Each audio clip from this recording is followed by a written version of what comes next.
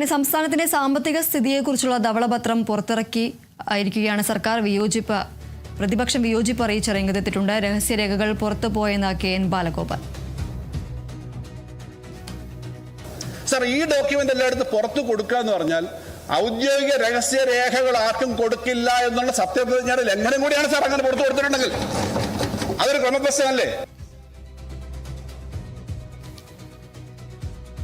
വിവരങ്ങളുമായി അപർണ ചേരുന്നു. അപർണ, ഏതായാലും ഈ ഒരു ധവളപത്രം പുറത്തിറക്കിയതോടുകൂടി സഭയിൽ ഒരു വാഗ്വാദത്തിന് തന്നെ വഴിവെക്കുന്ന ഒരു സാഹചര്യമാണ് ഉണ്ടായത്. എന്തൊക്കെയാണ് മറ്റു വിവരങ്ങൾ?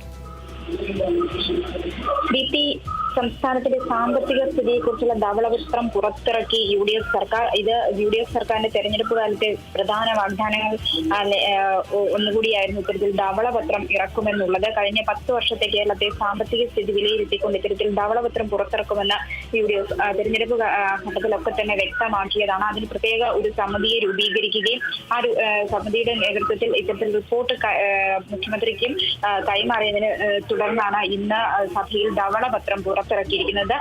ധനകാര്യ വകുപ്പിന്റെ കൂടി ചുമതലയുള്ള മുഖ്യമന്ത്രി VD സതീശനാണ് ഈ ധവളപത്രം മേശപ്പുറത്ത് ഇന്ന് വെച്ചത്. ഈ ധവളപത്രം മേശപ്പുറത്ത് വെച്ചപ്പോൾ തന്നെ വലിയ വാഗ്വാദങ്ങൾക്കാണ് ഇത്തരത്തിൽ സഭ സാക്ഷ്യം വഹിച്ചത്. ആദ്യം മുൻ ധനമന്ത്രി കൂടിയായ KN ബാലഗോപാലാണ് ഇത്തരത്തിൽ വിയോജിപ്പ് അറിയിച്ചത്. സംസ്ഥാനത്തിന്റെ ധന വകുപ്പുമായി ബന്ധപ്പെട്ട ഔദ്യോഗിക രേഖകൾ മറ്റുള്ള ഉദ്യോഗസ്ഥർക്ക് കൈമാറി അത്തരത്തിലാണ് ഈ ധവളപത്രം ഇപ്പോൾ പുറത്തിറക്കിയിട്ടുള്ളത്. അങ്ങനെയല്ല വേണ്ടിയിരുന്നത്. ധനവകുപ്പിലുള്ള ഉദ്യോഗസ്ഥർ തന്നെയാണ് ഇത്തരത്തിൽ ധവളപത്രം തയ്യാറാക്കേണ്ടത് എന്ന വാദമാണ് ഇത്തരത്തിൽ ബാലഗോപാൽ സഭയിൽ അറിയിച്ചത്. എന്നാൽ ഇതിന് മറുപടിയായി മുഖ്യമന്ത്രി തന്നെ പറഞ്ഞത് ഇത്തരത്തിൽ വിദഗ്ധ സമിതിയുടെ ഉപദേശം തേടുക മാത്രമാണ് ചെയ്തത്. ഇത് തയ്യാറാക്കിയത് ധനവകുപ്പിലുള്ളവർ തന്നെയാണ്. വിശദമായി തന്നെ ഇത് പഠിക്കുവാൻ വേണ്ടിയിട്ടാണ് ഇത്തരത്തിൽ ഒരു സമിതിയെ രൂപീകരിച്ചതും അവരുടെ നേതൃത്വത്തിൽ ഇത് തയ്യാറാക്കിയെന്ന് മാത്രമേ ഉള്ളൂ. അത് മാത്രമല്ല, ഈ ധനവകുപ്പുമായി ബന്ധപ്പെട്ട കാര്യങ്ങളൊക്കെ തന്നെ ബജറ്റിന്റെ സമയത്ത് പുറത്തേക്ക് പോകുന്നതാണ്. അതൊരു രഹസ്യ സ്വഭാവമില്ല. പിന്നെ എന്തുകൊണ്ടാണ് ഇത്തരത്തിലുള്ള ആരോപണങ്ങൾ ഉന്നയിക്കുന്നത് എന്നടക്കമുള്ള കാര്യങ്ങൾ ഇത്തരത്തിൽ മുഖ്യമന്ത്രി VD സതീശൻ സഭയിൽ ചോദിക്കുകയുണ്ടായി. ധവളപത്രത്തിനെതിരെ കടുത്തൊരു വിയോജിപ്പ് തന്നെയാണ് പ്രതിപക്ഷം ഉന്നയിച്ചത്.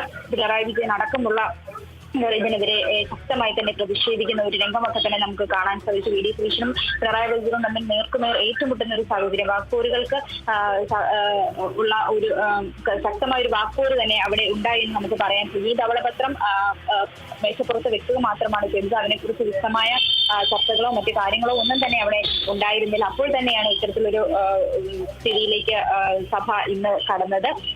ധനകാര്യ വകുപ്പ് ഔദ്യോഗികമായി ആണ് ഇത്തരത്തിൽ ധവളപത്രം തയ്യാറാക്കേണ്ടത്. പുറത്തു നിന്നുള്ള വിദഗ്ധരെ കൊണ്ട് തയ്യാറാക്കിയത് തെറ്റായ സമീപനം എന്നാണ് KN ബാലഗോപാൽ സഭയിൽ അറിയിച്ചത്. അതിന് മുഖ്യമന്ത്രി നൽകിയ മറുപടി എന്ന് പറയുന്നത് നടപടിക്രമങ്ങൾ പാലിച്ചു തന്നെയാണ് ഇത്തരത്തിൽ ധവളപത്രം തയ്യാറാക്കിയത്. ധനകാര്യ വകുപ്പിന്റെ നേതൃത്വത്തിൽ തന്നെ ഇത്തരത്തിൽ ധവളപത്രം തയ്യാറാക്കി ക്യാബിനറ്റ് അപ്രൂവലോട് കൂടിയാണ് ഇത്തരത്തിൽ ധവളപത്രം പുറത്തിറക്കിയത്. പിന്നെ എന്തുകൊണ്ടാണ് ഇത്തരത്തിലുള്ള ആക്ഷേപങ്ങൾ അല്ലെങ്കിൽ ആരോപണങ്ങൾ ഉന്നയിക്കുന്നത് എന്ന ചോദ്യവും VD സതീശൻ സഭയിൽ ഉന്നയിക്കുന്നുണ്ടായിരുന്നു. രഹസ്യ സ്വഭാവമുള്ള യാതൊരു വിധത്തിലുള്ള രേഖകളും ഇത്തരത്തിൽ പുറത്തു പോയിട്ടില്ല. അതിൽ കൃത്യമായ മേൽനോട്ടത്തോടു കൂടി തന്നെയാണ് കാര്യങ്ങൾ മുന്നോട്ട് പോയത്. ഓരോ രംഗത്തെയും വിദഗ്ധരെ ഉൾപ്പെടുത്തി അവരുടെ അഭിപ്രായങ്ങൾ ശേഖരിച്ചുകൊണ്ടൊരു സമീപനം കൈക്കൊള്ളാനാണ് സർക്കാർ ശ്രമിച്ചത്. അതായത് കേരളത്തിന്റെ ധന ആരോഗ്യത്തെ കുറിച്ചുള്ള ഒരു അവലോകനമായിട്ടാണ് ഈ ധവളപത്രത്തെ കാണേണ്ടത്. അതിന് ഇങ്ങനെ എതിർക്കുകയല്ല വേണ്ടത് എന്ന ആണ് മുഖ്യമന്ത്രി ഇത്തരത്തിൽ സഭയിൽ അറിയിച്ചത്. വ്യക്തമാണ്.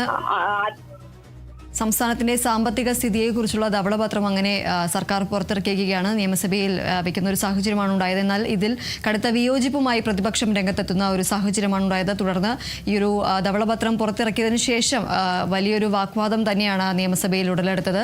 അപർണയാണ് വിവരങ്ങൾ നൽകിയത്.